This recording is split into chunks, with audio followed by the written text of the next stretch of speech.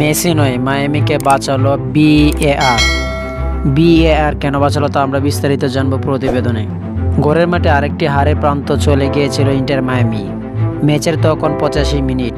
ফ্লোরিডার fort লাভারডালের chess স্টেডিয়ামে Saint লুইসের বিপক্ষে মায়ামি যখন 3-2 গোলে পিছিয়ে, এমন অবস্থায় মায়ামি কার দিকে তাকিয়ে থাকে সেটা সবার জানা।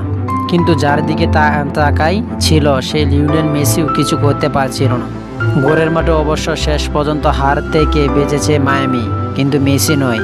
মায়ামিকে আজ হার থেকে বাঁচিয়েছে বিএআর।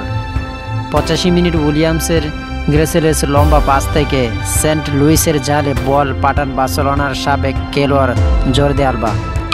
সঙ্গে সঙ্গে আনন্দে মেতে ওঠে যে স্টেডিয়ামের গ্যালারি।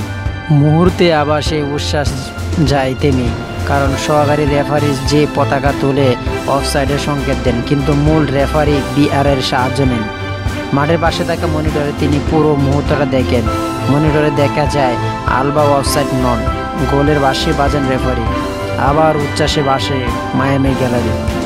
3-3 গোলের ড্র নিয়ে মাঠ ছাড়ে মায়ামি। এর আগে ম্যাচের 15 মিনিট পিছিয়ে পড়া মায়ামিকে 10 মিনিট পর সমতায় ফেরান মেসি। 41 মিনিটে আবার পিছিয়ে পড়ে মায়ামি।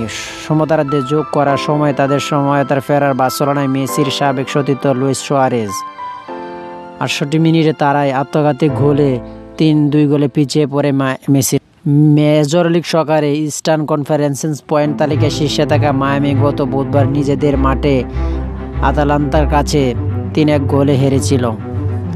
তো যারা আমার স্পোর্ট টাইম নিউজ চ্যানেলটি সাবস্ক্রাইব করেন না, সবাই আমার স্পোর্ট টাইম নিউজ চ্যানেলটি সাবস্ক্রাইব করে আমার পাশে থাকবেন, যাতে নতুন নতুন খেলার আপডেট পেতে পারেন। সবাইকে